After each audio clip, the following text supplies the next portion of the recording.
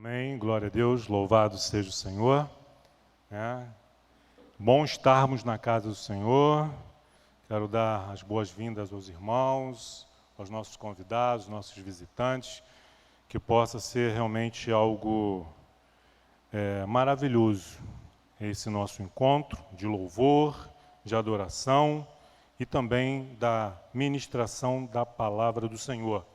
Dando continuidade, queridos, ao nosso estudo do livro de Atos, chegamos ao capítulo 11, versículo 19 do livro de Atos,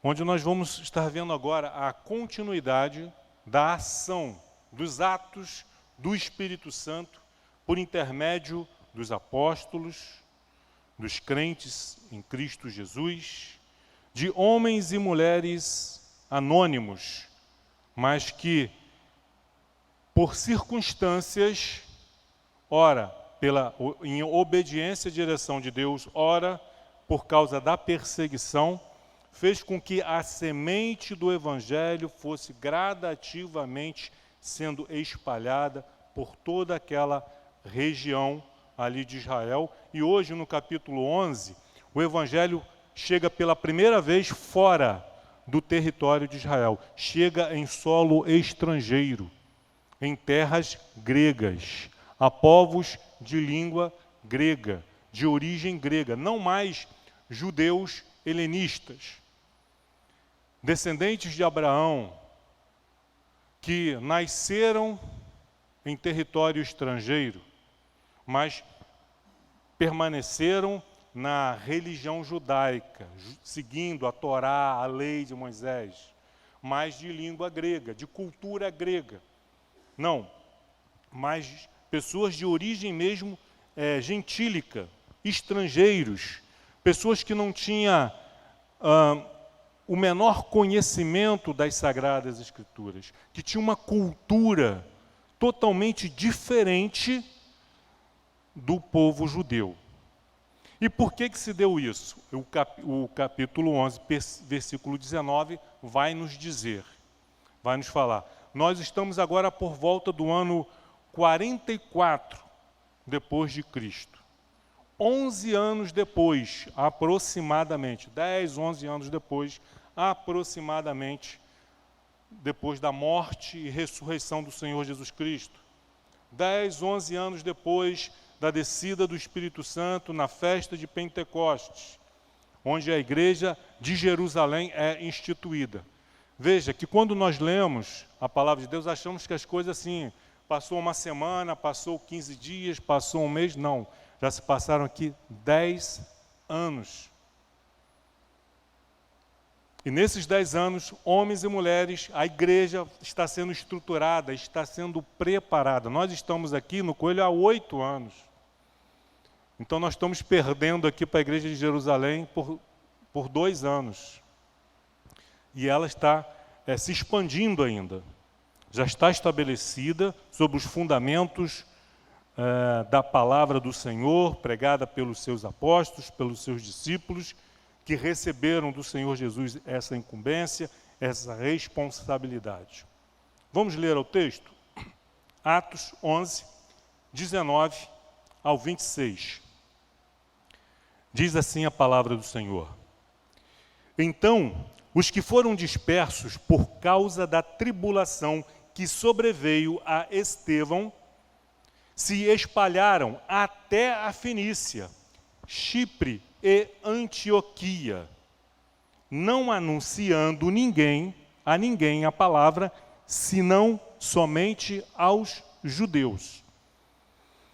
Alguns deles, porém, que eram de Chipre e de Cirene, e que foram até Antioquia, falavam também aos gregos, anunciando-lhes o evangelho do Senhor Jesus. A mão do Senhor estava com eles, e muitos, crendo, se converteram ao Senhor. A notícia a respeito deles chegou aos ouvidos da igreja que estava em Jerusalém. e enviaram Barnabé até Antioquia. Tendo ele chegado e vendo a graça de Deus, alegrou-se e exortava a todos a que, com firmeza de coração, permanecessem no Senhor.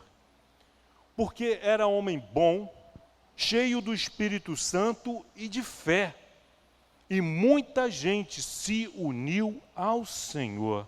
Glória a Deus. E partiu Barnabé para Tarso, à procura de Saulo. Tendo-o encontrado, levou-o para Antioquia, e por todo um ano se reuniram naquela igreja e ensinaram numerosa multidão. Em Antioquia foram os discípulos pela primeira vez chamados cristãos. Amém? Vamos orar? Senhor nosso Deus e Pai, Senhor nosso Deus e Salvador e Senhor Jesus Cristo, aqui estamos, Senhor, mais uma vez, para Te cultuar, para Te adorar, para render a Ti os nossos louvores, os nossos cânticos, deixar no Teu altar os nossos dízimos e ofertas, mas também para inclinarmos os nossos ouvidos à Tua voz, ouvirmos o que o Senhor tem para nos dizer nesta noite. Que o Teu Espírito, que a Tua voz possa encontrar em nós ouvidos abertos e corações sensíveis à Tua instrução, à Tua palavra, à Tua revelação. Que o Teu amor, que a Tua graça, bondade e misericórdia possa alcançar a todos aqueles que estão aqui presentes, assim como também aqueles que nos acompanham pela internet. Muito obrigado, Pai. A Ti toda a honra, toda a glória e todo o louvor. Amém. Então vamos recapitular aqui. No versículo 19, Lucas nos informa, dizendo que então os que foram dispersos por causa da tribulação que sobreveio a Estevão, se espalharam até a Fenícia, Chipre e Antioquia. Nós que estamos fazendo esse estudo aqui, a respeito do livro de Atos, sabemos que a morte de Estevão já se deu alguns capítulos atrás. E que a igreja foi dispersa quando aconteceu a morte de Estevão, num capítulo aí, finalzinho do capítulo 6, início do capítulo 7. E diz que a igreja, nesse momento, foi dispersa. E o primeiro lugar que eles chegaram foi a Samaria. Aí nós vemos ali Filipe pregando o evangelho em Samaria. O diácono Filipe chega a Samaria, prega o evangelho, ali os samaritanos se convertem ao Senhor. A igreja, os apóstolos que estão em Jerusalém, sabendo disso, enviam Pedro e João até Samaria, onde eles oram ali por aqueles novos irmãos. Filipe é arrebatado por Deus e é colocado num caminho onde então o evangelho é pregado a um etíope, ministro da rainha de Candace, da Etiópia, onde ele também se converte ao Senhor Jesus Cristo, é batizado. E a igreja está se desenrolando, está acontecendo as coisas em Jerusalém, em Samaria. Mas nesse mesmo tempo, nesse interim, um grupo de irmãos que fugiram por causa, que estão aqui no capítulo 7, que fugiram por causa da morte de Estevão e da perseguição que começa em Jerusalém, tendo Saulo de Tarso como o cabeça dessa perseguição, eles também sobem até as terras gregas. Judeus que eram de origem, que haviam nascido e crescido em terras gregas. E que por ocasião da festa de Pentecostes foram até Jerusalém, como era costume dos judeus, e eles se convertem ali em Atos capítulo 2, e aí permanecem em Jerusalém. até que, no capítulo 7, sobrevém a perseguição e eles fogem, né? Fogem dessa perseguição para salvar as suas vidas. Nesse meio tempo também, enquanto esses irmãos cristãos anônimos, a Bíblia não nos dá os nomes, a única coisa que nós sabemos é que eram judeus, helenistas, convertidos ao cristianismo, que por causa da perseguição fogem até a região grega, ao norte de Israel. Porque lá pensavam eles, aqui Saulo e os judeus, os fariseus, não podem nos perseguir, porque estamos fora do território de Israel. Aqui eles não têm autoridade para nos mandar prender. Só que Lucas só vai relatar esse fato no capítulo 11 agora, versículo 19. Até então ele está ali em Jerusalém, Samaria, está tratando de assuntos que estão se desenvolvendo, estão acontecendo simultaneamente. A conversão de Saulo, depois disso, a conversão do centurião, com aquela visão que o pastor Emilson trouxe.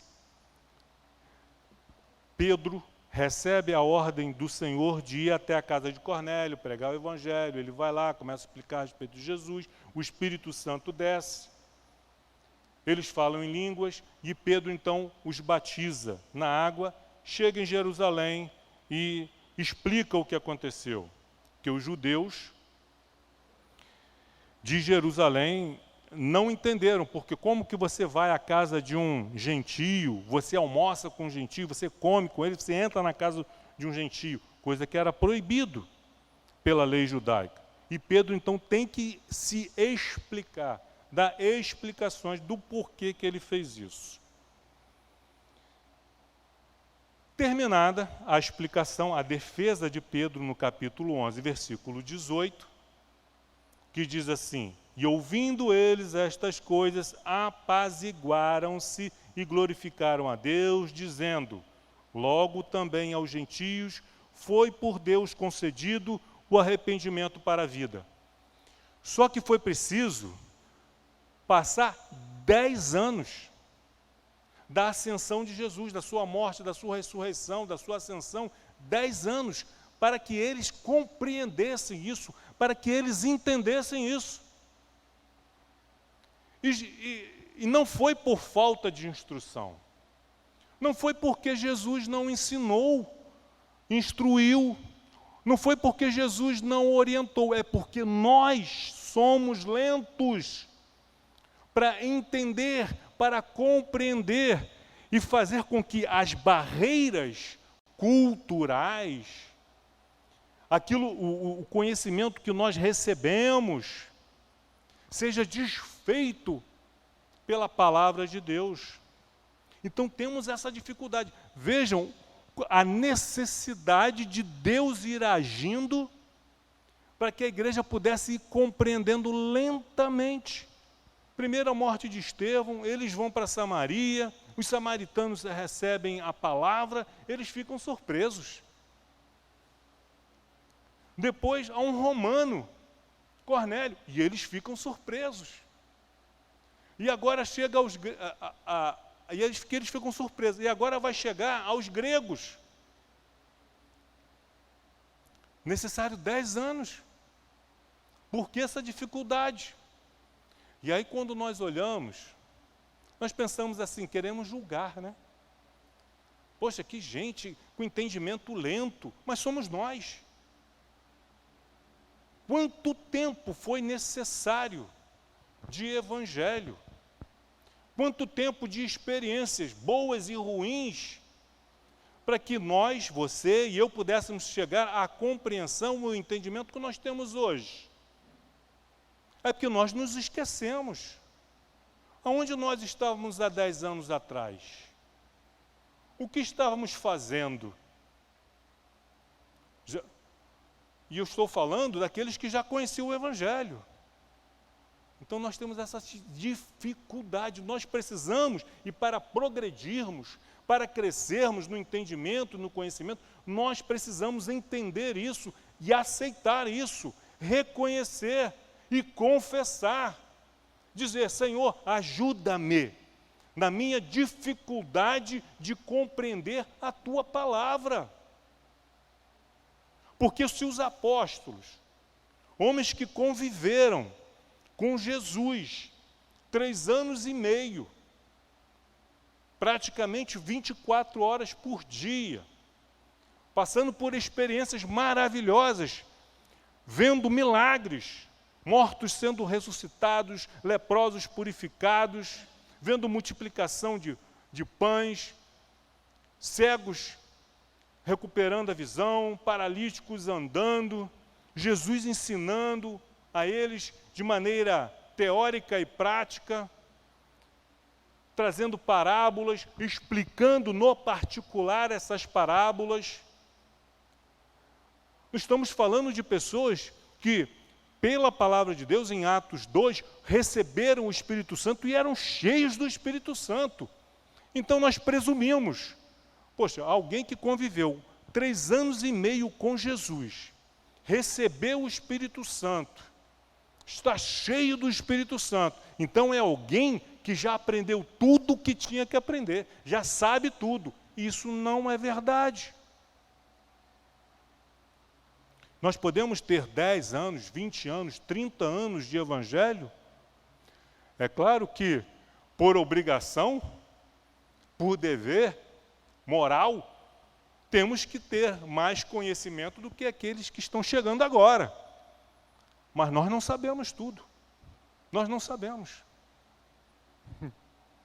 Nós vamos passar a eternidade, queridos, num corpo, não nesse corpo limitado, não com essa mente pequena, mas num corpo transformado, com uma mente sem limitações. Nós vamos passar a eternidade conhecendo a Deus. Nós vamos chegar nos céus, e glória a Deus por isso, graças ao nosso Senhor Jesus Cristo, pelo sacrifício que Ele fez por nós, pela remissão dos nossos pecados, e depois de um bom tempo na eternidade não tem contagem de tempo, não existe dias, semanas, meses e anos, existe apenas a eternidade. E nós vamos passar a eternidade conhecendo a Deus. A eternidade não vai ser suficiente para nós conhecermos e compreendermos a Deus. Vamos passar a eternidade maravilhados com o conhecimento que estaremos recebendo da parte de Deus. Então, todo o conhecimento que nós temos aqui, vamos imaginar o ser humano, seja homem ou mulher, que tenha o maior conhecimento das Sagradas Escrituras, que tenha o maior conhecimento a respeito de Deus, ainda assim, é uma criança engatinhando no que diz respeito à matéria Deus. Tendo dito isto, vamos voltar agora ao texto. Versículo 19. Então, os que foram dispersos por causa da tribulação, que aconteceu lá no capítulo 7, estamos no capítulo 11, que sobreveio a Estevão, se espalharam. Então, um grupo foi para Samaria. Agora tem um grupo que foi até a Fenícia, Chipre e Antioquia. Só que esse primeiro grupo, o que diz aqui o texto? Não anunciando a ninguém a palavra, senão somente aos judeus. Mesmo, vejam bem, mesmo em território estrangeiro, em território gregos, eles se restringiam, eles se limitavam a pregar o evangelho somente para judeus. Por quê? Falta de entendimento, de compreensão. Porque até então eles não estão sabendo o que está acontecendo em Samaria. Eles não sabem nada a respeito do eunuco da Etiópia, não sabem nada a respeito da experiência de Pedro com Cornélio, o centurião romano, não sabem. Então eles fogem, e ainda com essa mentalidade de que o evangelho é somente para os judeus. Por isso que eles anunciam a palavra a ninguém, senão somente aos judeus. Porém, versículo 20, alguns deles, porém, que eram já daquela região, Chipre e de Cirene, e que foram até Antioquia, falavam também aos gregos. Então, esses que eram judeus, convertidos ao cristianismo, mas que haviam nascido nessa região, e aí, Letícia, prepara, por favor, um mapazinho, por favor, que já eram dessa região, eles começam a anunciar o evangelho também aos gregos, anunciando-lhes o evangelho do Senhor Jesus. Aos judeus era anunciado o evangelho de Jesus Cristo, Cristo, o ungido, o Messias. Aos gregos é do Senhor Jesus. E esse é o evangelho que precisa ser pregado. É o evangelho do Senhor. Porque para Jesus ser o nosso Salvador, antes ele tem que ser o nosso Senhor. Anote isso aqui. Quem quiser ter Jesus como Salvador, é necessário que tenha antes ele como Senhor. Mas hoje, infelizmente, é pregado o evangelho da salvação, da loja de chocolate, de bombom, onde Jesus salva todo mundo, independente dele ser ou não o Senhor daquela pessoa. Independente daquela pessoa ter crido e se convertido ou não. Afinal de contas, Deus ama a todos e Deus quer salvar a todos. Isso é uma verdade. Deus ama a todos, quer salvar a todos, mas ele só será salvador daquele que o receber como Senhor. Então nós temos que pregar o evangelho do Senhor Jesus. Do Jesus que foi concebido no ventre de Maria pela intervenção do Espírito Santo.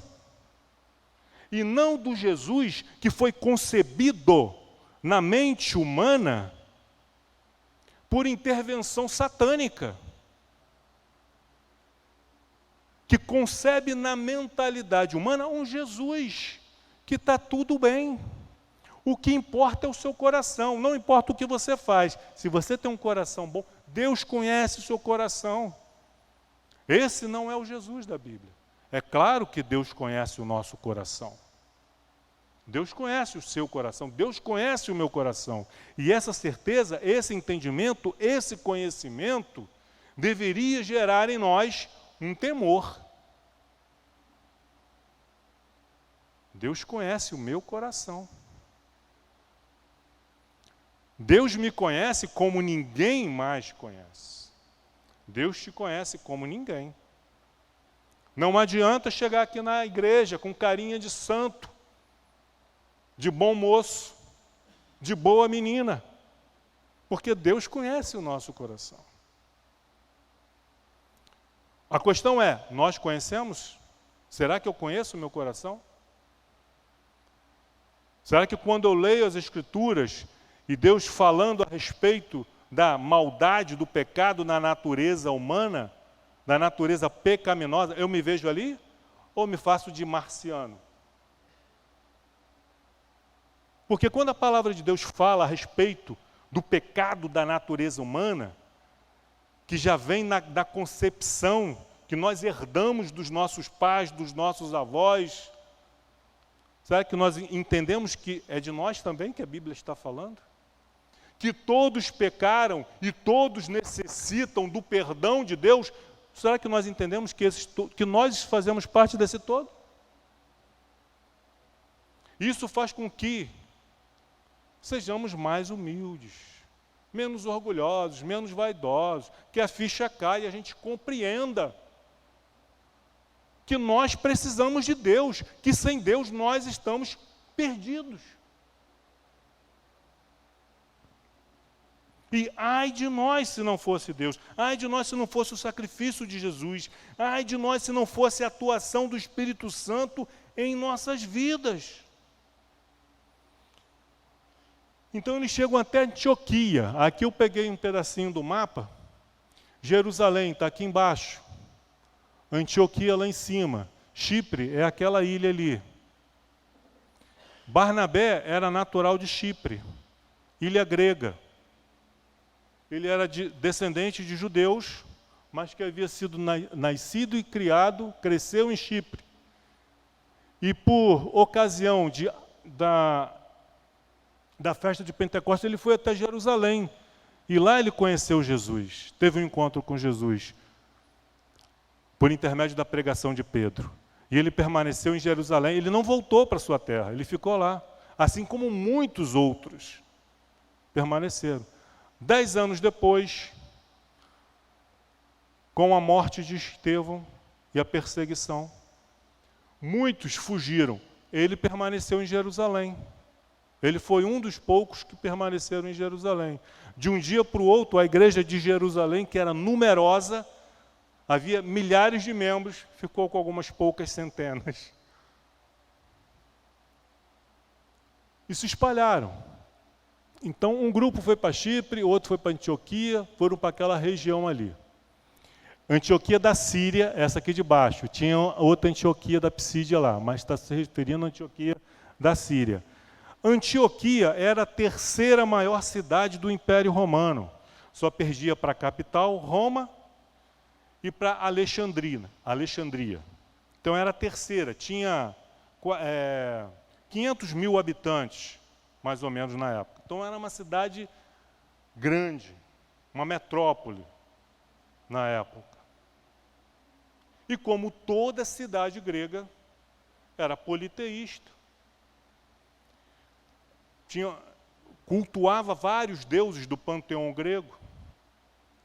Era uma cidade onde tinha uma promiscuidade, prostituição, jogo, todo tipo de coisa ruim que em Israel não tinha, abertamente.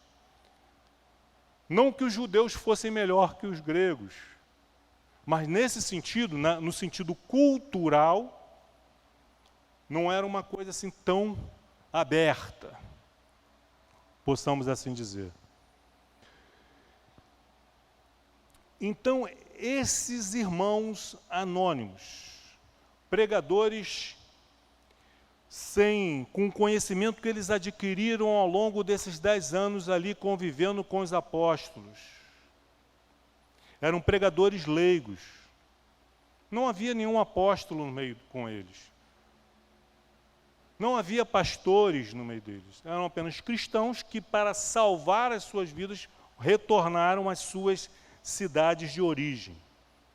Chipre, Cirene, e foram até Antioquia e falavam também aos gregos, anunciando-lhes o evangelho do Senhor Jesus. Versículo 21.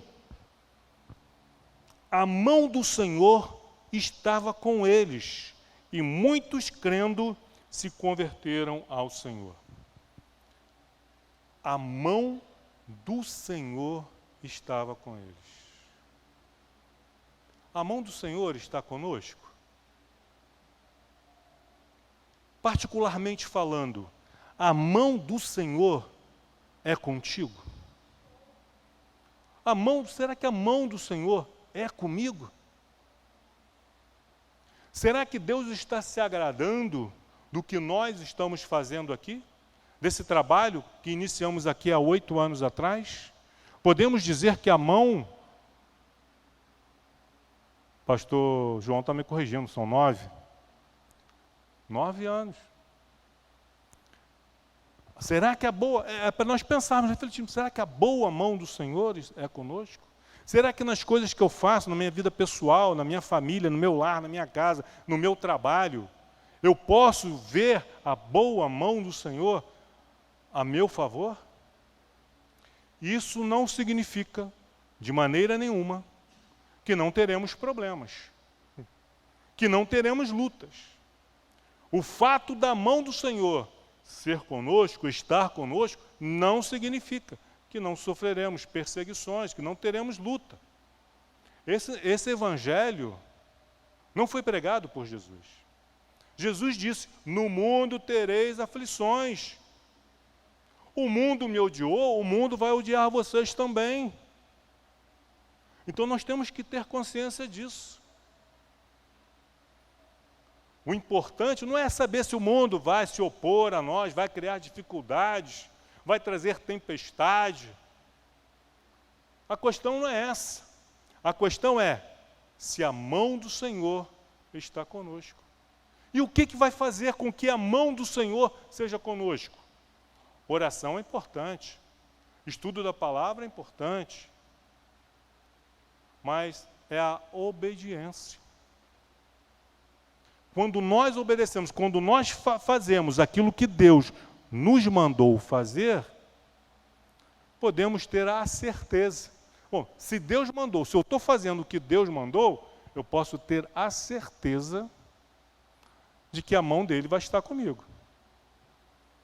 Porque, usando uma linguagem bem popular, Deus não manda ninguém para a furada sozinho. E ele não vai só junto, ele vai na nossa frente. Então, a boa mão do Senhor, a mão do Senhor estava com eles. E de que forma? Através da conversão daquele povo. Deles estarem abandonando a sua cultura religiosa. Os gregos, eles eram vaidosos, orgulhosos, por causa da cultura grega, da filosofia grega, das arte grega, do pensamento grego. Tanto é que mesmo sob o domínio do Império Romano, o Império Romano imitava, gostava, copiava, admirava, reconhecia o valor da cultura grega. Tanto é que a língua franca não era o latim, era o grego. Em Roma, qualquer romano da elite, para ser considerado um romano culto, ele tinha que conhecer da cultura grega, tinha que conhecer os filósofos gregos, tinha que falar a língua grega.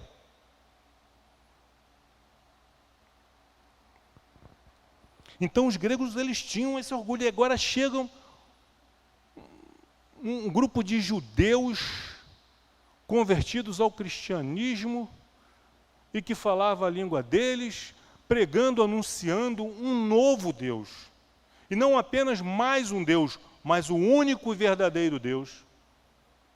E essas pessoas abandonando, rejeitando a sua religião, os seus deuses, os seus ídolos, os seus cultos pagãos, a vida promíscua, deixando de lado a vida de prostituição, de pecado, de promiscuidade, por uma vida de santidade. Isso só é possível, a conversão de um ser humano, por mais bom que ele seja, não é possível sem a intervenção divina. A conversão de qualquer ser humano, por melhor que ele seja, para que possa acontecer, é necessário um milagre. Não é obra da intelectualidade. Não é obra de um ser humano super capacitado. Não. Mas de pescadores, de publicanos, de meretrizes, convertidos ao Senhor Jesus Cristo, de pregadores anônimos que creem no Senhor. E é o Espírito Santo que age, é o Espírito Santo que convence, é o Espírito Santo que converte. Não é o português, nem o grego, nem o latim de quem quer que seja, mas é o Espírito Santo. A mão do Senhor estava com eles, através da conversão daquelas pessoas, através de cura, de milagre, a mão do Senhor estava com eles. Voltemos ao texto, 21, por favor, 21, versículo. Olha o detalhe da segunda parte desse versículo. A mão do Senhor estava com eles, e muitos, crendo, o quê? Crendo o quê? Se converteram ao Senhor. Qual é a maior prova, qual é a maior evidência de alguém que crê no Senhor? Qual é a maior prova? Qual é? É a conversão. Eu sei que eu estou errado, mas eu creio no Senhor e eu continuo no caminho errado. Não houve conversão. Por que não houve conversão? Porque não crê. Eu creio que eu estou errado, sabe? Que eu tenho que abandonar esse caminho, mas o importante é que Deus conhece o meu coração e Deus é comigo, e a pessoa vai nesse auto-engano, permanece no caminho do erro, confessando que está errado. Eu creio em Jesus. Até de vez em quando vem na igreja. De repente é alguém que vem na igreja até todo domingo. De repente é alguém que até já se batizou. Talvez seja até um dizimista. Mas lá fora, continua no caminho errado. E vai se auto-enganando. Não, eu creio em Jesus. E canta louvores, ouve louvores. Mas não houve conversão. Não houve por quê? Porque não creram. Porque muitos, crendo, se converteram. Então aquelas pessoas, quando elas entenderam que estavam no caminho errado, o que elas fizeram? Se converteram, voltaram, retornaram. Buscar o caminho certo. Não é isso? Quando nós estamos indo por um caminho e a gente descobre que está errado, a gente procura um retorno para voltar para o caminho certo. Assim é na nossa vida. Então e agora eu creio em Jesus, tem que haver conversão, tem que haver mudança de vida, porque se não tem, é porque não crê. É claro que para uns, interessante isso, para uns essa conversão é instantânea. A pessoa abandona tudo ali na hora. Outros demoram um pouco mais. Porque Deus as ama menos? Não. É porque elas têm um coração mais duro mesmo, mais difícil. Então a estratégia de Deus precisa ser diferente. O povo, para entender isso, precisou de 10 anos. Que nós, queridos, que não seja necessário esperarmos 10 anos para nós entendermos o que Deus espera da nossa vida. Que Deus tenha misericórdia de mim. Eu tenho que esperar mais 10 anos da minha vida até para eu entender. Agora eu entendi, Senhor, o que o Senhor quer da minha vida. Nós não temos tempo para isso. Sabendo disso, o que eu tenho que fazer? Senhor, revela a Tua vontade. Cumpra em mim a Tua vontade. Me mostra, Senhor. E me dê forças para obedecer. Eu sei, Senhor, o que eu preciso fazer, mas eu não consigo. Ajuda-me. E pede ajuda também aos pastores. Olha, eu tenho dificuldade nessa área, eu tenho lutado contra esse determinado pecado, e eu não tenho conseguido. Pedir ajuda não é vergonha, é sinal de sabedoria. E nós vamos ver aqui essa sabedoria. Então a mão do Senhor estava com eles, e muitos, crendo, se converteram ao Senhor. Glória a Deus. Louvado seja o Senhor. E essa boa notícia, versículo 22, a notícia a respeito deles chegou aos ouvidos da igreja que estava em Jerusalém. De Jerusalém para Antioquia são 425 quilômetros, é quase que daqui a São Paulo. Então o pessoal fugiu para Antioquia e pensaram, aqui Paulo não nos alcança. Só que nesse meio tempo, Paulo se converteu e eles nem estão sabendo disso. Paulo agora é um cristão, eles não estão nem sabendo disso, porque eles estão lá em Antioquia. Mas essa boa notícia da conversão dos gregos ao Senhor Jesus Cristo chegou aos ouvidos da igreja que estava em Jerusalém. E aí, o que os apóstolos fizeram? E enviaram, versículo 22, finalzinho, e enviaram Barnabé até Antioquia. Eu creio que aqui Lucas resumiu. A notícia chegou. Os apóstolos pensaram, o que vamos fazer? Quando eles souberam do evangelismo bem-sucedido que Filipe estava realizando em Samaria, Samaria é próximo. Pedro e João foram até lá. Ainda era território dentro de Israel. Agora está lá na Antioquia, território grego. Os apóstolos, os discípulos de Jesus, não falavam grego. Não conheciam a cultura grega. Eles devem ter pensado, precisamos de alguém, um homem cheio de fé, cheio de sabedoria, cheio do Espírito Santo, para ir até lá. Não para fiscalizar, mas para ver a obra, ver o que é preciso fazer para dar continuidade a esse trabalho. E aí eles pensaram, olharam e Barnabé.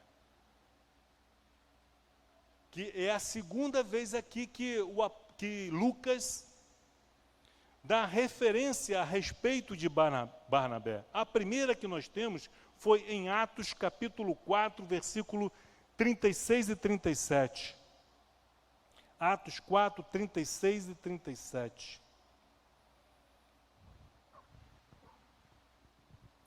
Versículo 36. José, a quem os apóstolos deram o sobrenome de Barnabé, que quer dizer filho de exortação, levita, natural de Chipre, como tivesse um campo, vendendo-o, trouxe o preço e o depositou aos pés dos apóstolos.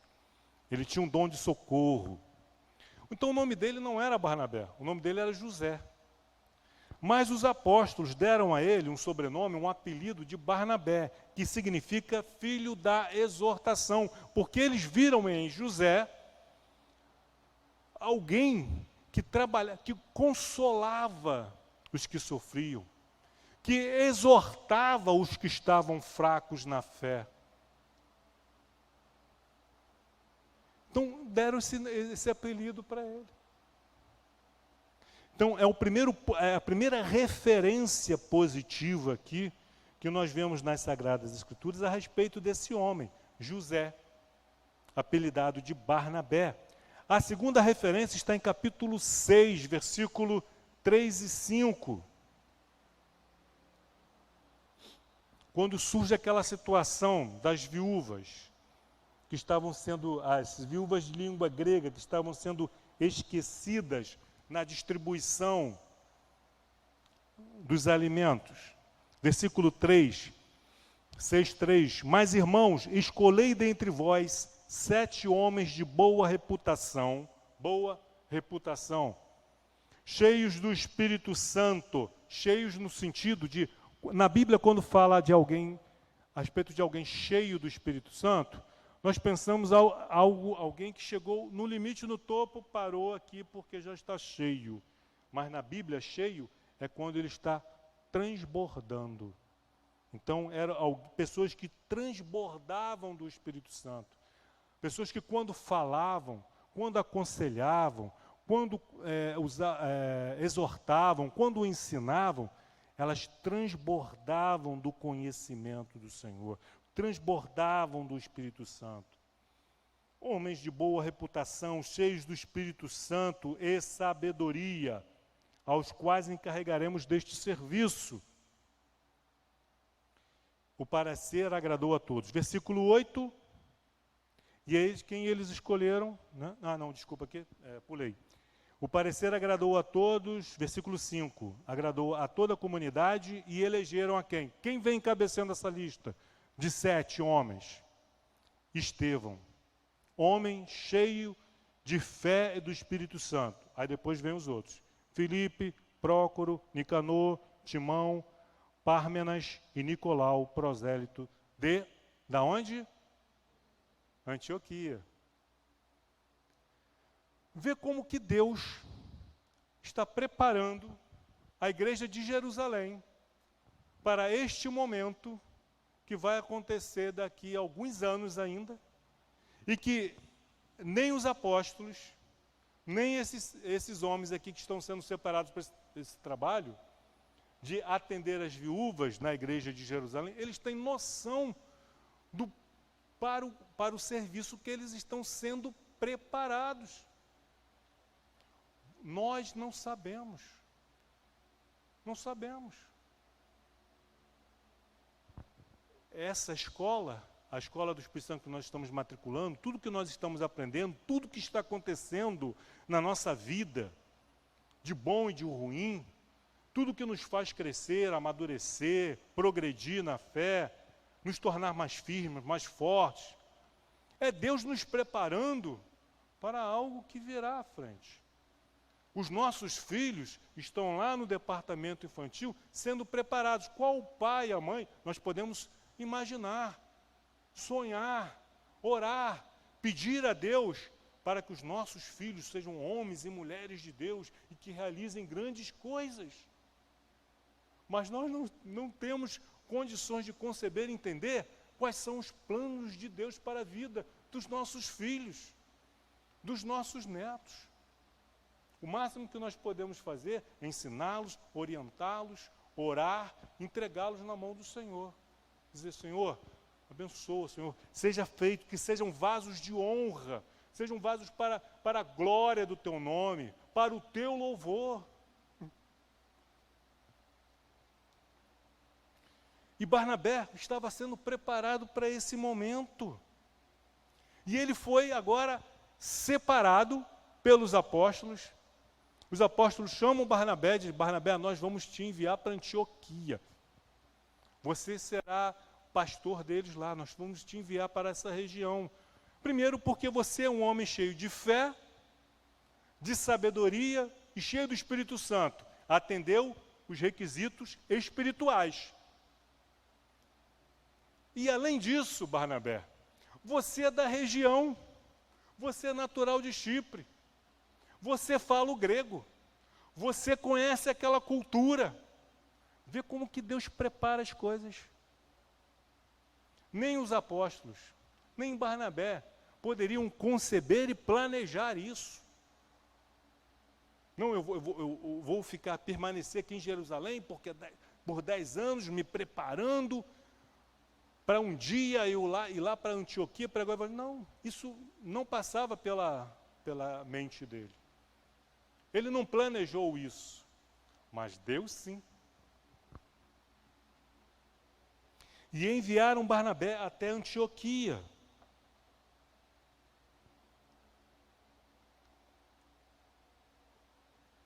Versículo 23. Tendo ele chegado e vendo a graça de Deus, alegrou-se e exortava a todos a que com firmeza de coração permanecessem no Senhor, porque era homem bom, cheio do Espírito Santo e de fé, e muita gente se uniu ao Senhor. Quando ele chega em Antioquia, qual é a primeira reação dele? Coloca o versículo aí, por favor, Letícia. 23. Alegrou-se. Ele se alegrou. Nós temos nos alegrado com as conversões dos pecadores, dos ímpios, ou temos julgados? Temos feito como Jonas. Como é possível o Senhor salvar os ninivitas? povo idólatra, promíscuo, tem que morrer todo mundo, tem que ir todo mundo para o inferno. Então ele se alegrou em ver a graça de Deus também aos gentios, também aos gregos. Ele ficou feliz em ver a expansão do Evangelho. Por quê? Versículo 24 diz, porque ele era um homem bom. As pessoas boas se alegram com o bem. As pessoas boas, elas ficam felizes quando veem o seu maior inimigo se convertendo ao Senhor Jesus Cristo e sendo salvo pela mesma graça, pela mesma misericórdia que o alcançou. Eles não ficam desejando o mal dos seus inimigos, mas oram, fazem como Jesus nos orientou. Oram pelos seus inimigos, para o bem deles. Então era um homem bom, ele se alegrou. E o que mais ele fez? Ficou feliz, oh glória a Deus, aleluia, pronto, acabou. E voltou para Jerusalém para contar as boas novas? Não, ele ficou lá e fez o quê? Exortava a todos, a que com firmeza de coração permanecessem no Senhor. Muitos de nós, alguns, quando você é um dos últimos a se converter ao Evangelho na sua família, quando você se converte, o que acontece? Todo mundo já é cristão. Todo mundo já está no caminho do Senhor, menos você. Quando você se converte, o que acontece? Tem festa. Papai, mamãe, os irmãos, a esposa, o marido, todo mundo fica alegre, fica feliz. Agora, quando você é um dos primeiros, na tua família não tem um cristão sequer, e você é o primeiro a se converter, o que acontece? Eles vão ficar felizes? Não. O diabo vai se voltar contra vocês. Por isso Jesus disse, olha, vocês pensam que eu vim trazer paz? Não, eu vim trazer espada. Porque o inimigo do homem será o da sua própria casa. Marido vai se levantar contra a mulher, pai contra filho, sogra contra nora. Por quê? Por causa do Evangelho. E não é assim hoje ainda em muitos lugares. Quando um muçulmano se converte a Cristo, o que acontece? A sua família muçulmana? O deserto passa a odiar aquele membro da família. Ele é rejeitado. Ele é perseguido pela sociedade, ele é preso. Em alguns casos, são mortos. E é isso que vocês acham que aqui em Antioquia é diferente. Esses gregos estão abandonando os ídolos, estão abandonando a religião pagã, estão abandonando os demônios, estão se convertendo para Cristo. E os seus familiares estão aplaudindo? Não. Estão se revoltando. Eles estão perdendo familiares, parentes, perdendo amigos. A sua família agora são dos novos convertidos, é da igreja. É onde eles podem encontrar conforto, consolo. Por isso que Barnabé os está exortando, fortalecendo, permaneçam firmes. Ah, mas não tá fácil, Barnabé. Meu marido falou que se eu continuar nesse caminho de Cristo, ele vai me abandonar. Minha esposa já falou que se eu não voltar para os ídolos, se eu não voltar para a nossa antiga religião, ela vai me deixar. Meus pais estão me rejeitando, vão me botar para fora de casa. E Barnabé os exortava, para que com firmeza de coração permanecessem no Senhor. Sejam firmes. Vocês estão passando por lutas, mas permaneçam, vale a pena. Não se prendam ao presente, mas contemplem o futuro. O prêmio que está destinado a todos aqueles que creem. E exortava, e falava, e ensinava. Era um homem cheio do Espírito Santo. Versículo 24, porque era homem bom, cheio do Espírito Santo e de fé. E com isso, muita gente se uniu ao Senhor. As pessoas se convertendo, o número de pessoas se convertendo ao Senhor foi aumentando. E um homem bom, cheio do Espírito Santo e de fé, ele também é uma pessoa humilde. E aí Barnabé percebeu que era um trabalho grande demais para ele sozinho. E ele falou, eu preciso de ajuda. E quem é que não precisa de ajuda? Eu tenho que comer muito feijão com arroz para chegar a ser perto de um Barnabé. Será que eu não preciso de ajuda? Será que vocês não precisam de ajuda? Barnabé precisou. Ele viu que é um trabalho grande demais, lindo demais, e eu sozinho não posso. Se eu insistir nisso, muitas pessoas vão se perder. E a culpa vai ser minha. Porque eu fui egoísta, eu fui orgulhoso, eu fui vaidoso, eu não reconheci que eu precisava de ajuda, que essas pessoas, eu não posso atender a todos, eu preciso de ajuda. E aí Barnabé lembrou de Saulo,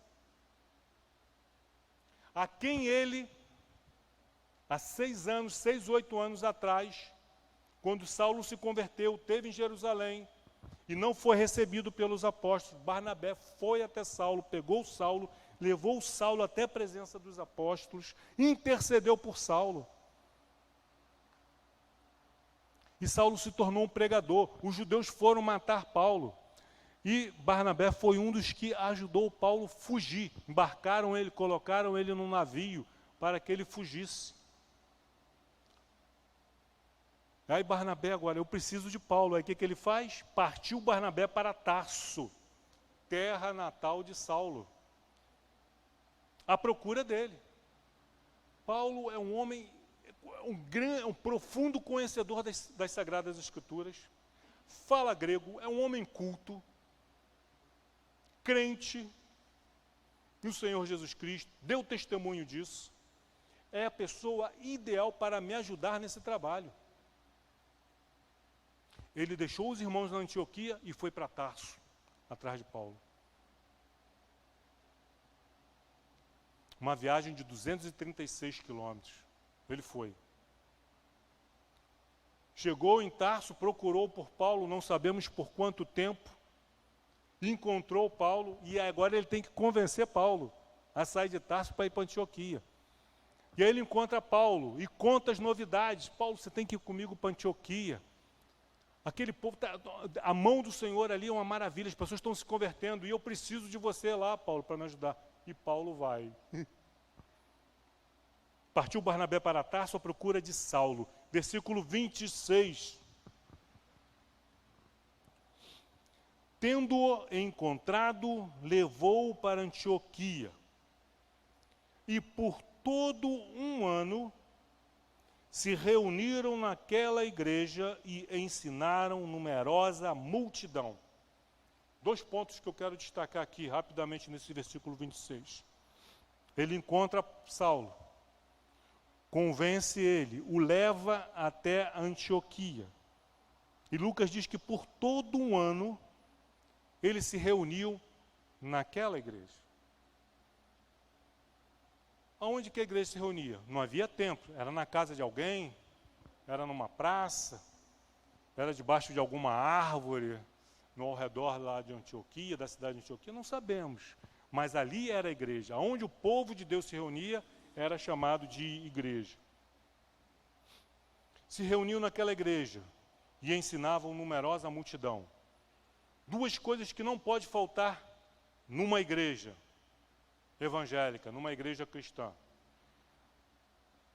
Faz parte da nossa missão. Ao mesmo tempo que pregamos o evangelho aos perdidos, ao mesmo tempo que pregamos o evangelho aos perdidos, nós ensinamos e explicamos o evangelho aos alcançados. Não adianta, botou o filho no mundo, mas ele agora precisa de cuidados, até que cresça. e aprenda a sobreviver e viver sozinho. O que adianta nós alcançarmos os perdidos? Agora, ó, é por sua conta e risco. Segue a vida, dá seu jeito, se vira. Não é isso? Pregar o evangelho aos perdidos, eles foram alcançados, e agora ensinar e explicar as Escrituras para que esses possam crescer no conhecimento e virem a se tornarem o que também? Pregadores do Evangelho. Se reuniam naquela igreja e ensinaram numerosa multidão. Em Antioquia, foram os discípulos pela primeira vez chamados cristãos.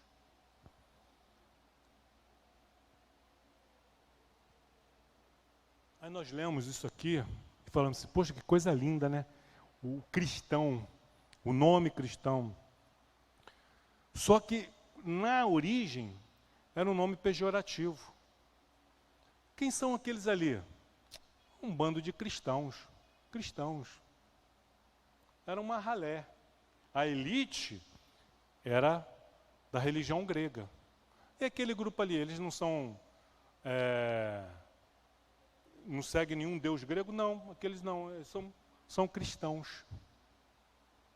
Cristão veio a ser sinônimo de uma coisa ruim, negativa, dentro da Grécia, dentro do Império Romano. E aí, quando alguém era acusado de ser um cristão, perguntava, você é cristão? Negue a Cristo agora. Ou admita que você é um cristão e pague o preço por isso. Aí a pessoa, não, eu sou cristão. E pagavam e sofriam as consequências. Hoje, todo mundo quer ser cristão. Pelo menos no Brasil. Nos países onde há perseguição, ninguém quer ser chamado. Mas nós vemos aqui, nesse texto, na mão do Senhor agindo. Recapitulando, a dificuldade dos apóstolos e dos cristãos do primeiro século de compreender que o Evangelho do Senhor Jesus Cristo não se restringia apenas aos judeus, mas era para todas as nações, todos os povos, todas as raças, todas as tribos. Vemos aqui a mão do Senhor agindo poderosamente por intermédio de anônimos. Quem sou eu? Quem é você? Não é o apóstolo João, não é o apóstolo Pedro, não é o apóstolo Paulo, mas são os anônimos que deram início, que instituíram essa igreja. O Evangelho não foi pregado aqui por Paulo, nem por Barnabé, nem por nenhum outro apóstolo. Foram pregadores leigos e anônimos, que nós não sabemos os nomes. Barnabé e Paulo deram continuidade.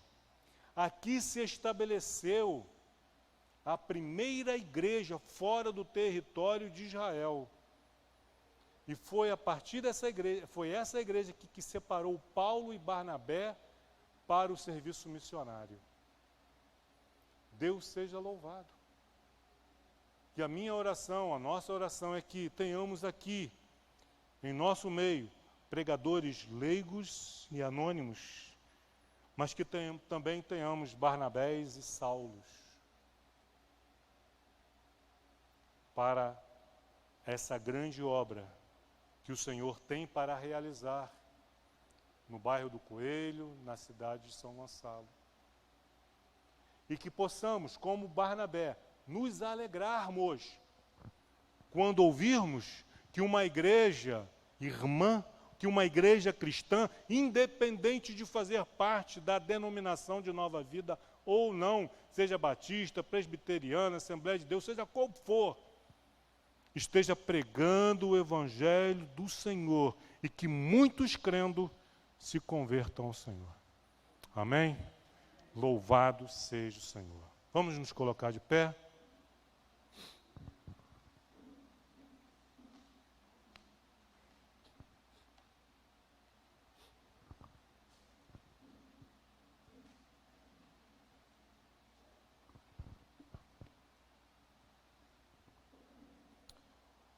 Pai amado, Pai querido, louvado e bendito seja o teu santo nome, Deus.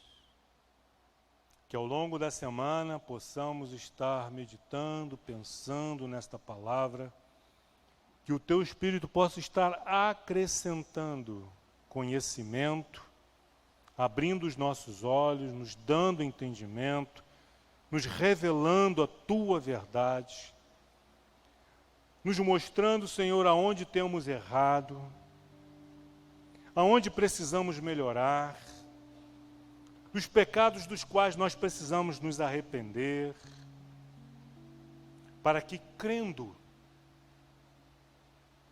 possamos nos converter aos teus caminhos.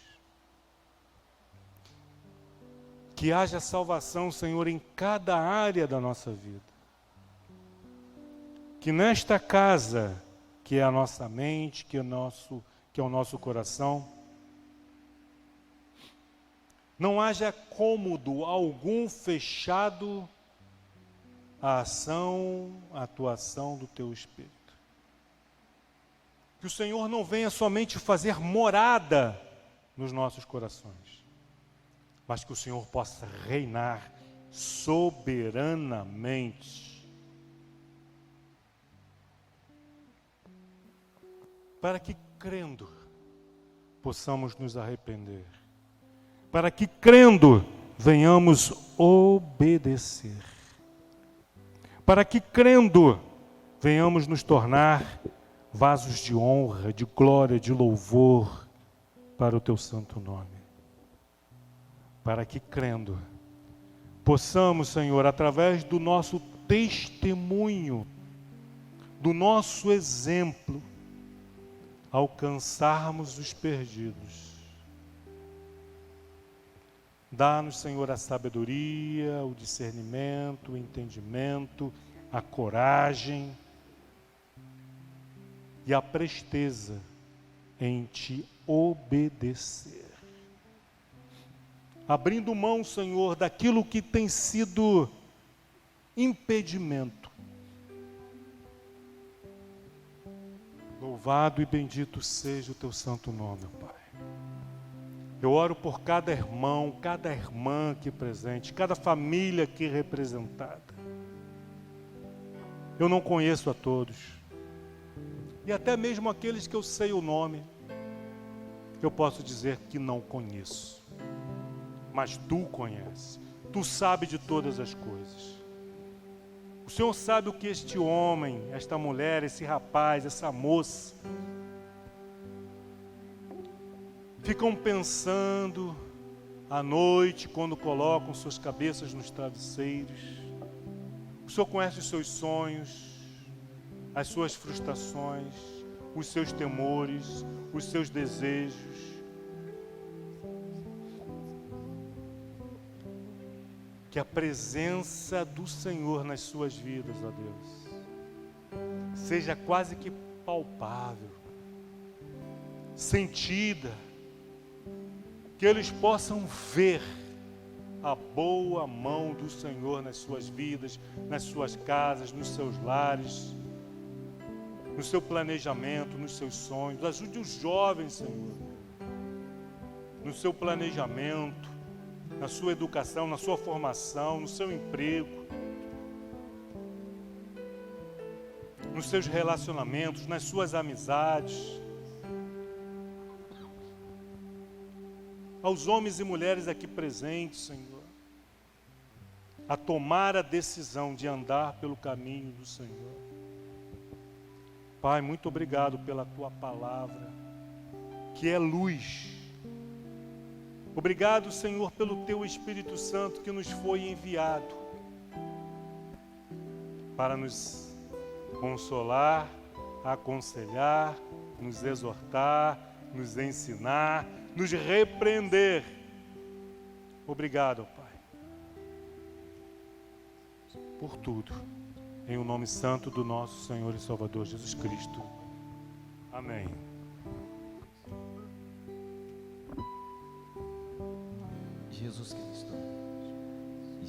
Jesus Cristo mudou meu viver.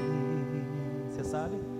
Jesus Cristo mudou meu viver, é a luz que ilumina meu ser. Sim, Jesus Cristo mudou meu viver. Diferente hoje é o meu coração.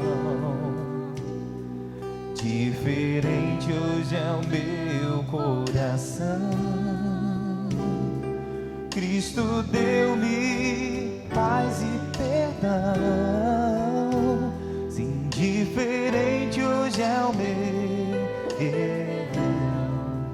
coração.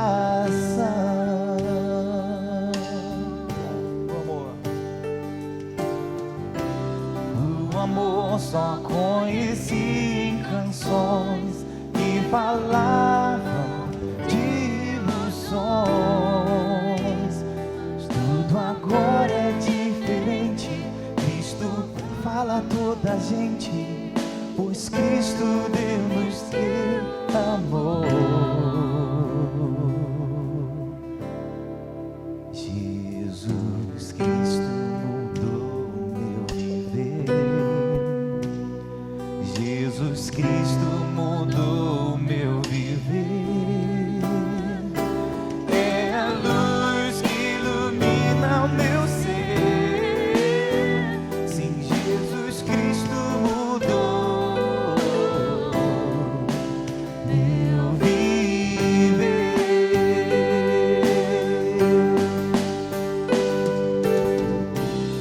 O amor só conheci em canções que falavam de ilusões, mas tudo agora é diferente. Cristo fala a toda a gente, pois Cristo deu-me seu amor. Te louvamos, Senhor Jesus. Te exaltamos porque a sua graça mudou o nosso viver, Pai. Que o seu amor continue derramado sobre nós, nos fazendo entender a cada dia, cada momento, o verdadeiro chamado de um cristão. Que a tua presença permaneça com todos que aqui estão, os conduzidos debaixo da sua graça, protegendo por esse caminho que todos aqui vão passar. Que o Senhor possa os levar em paz, meu Deus. Que tenhamos uma semana debaixo da sua presença. Que o Senhor se faça presente como sempre se fez, em tudo, meu Deus, tanto na faculdade, tanto no trabalho, tanto nos problemas que tiver de enfrentar. Que o Senhor Jesus continue conosco no decorrer desta linda e maravilhosa semana. Que a sua presença, Jesus, permaneça com a nossa família, com os nossos filhos e com tudo que nos cerca, Pai. Que o Senhor nos abençoe e nos guarde, em nome de Jesus. Amém e graças a Deus. Amém. Eu poderia estar em qualquer outro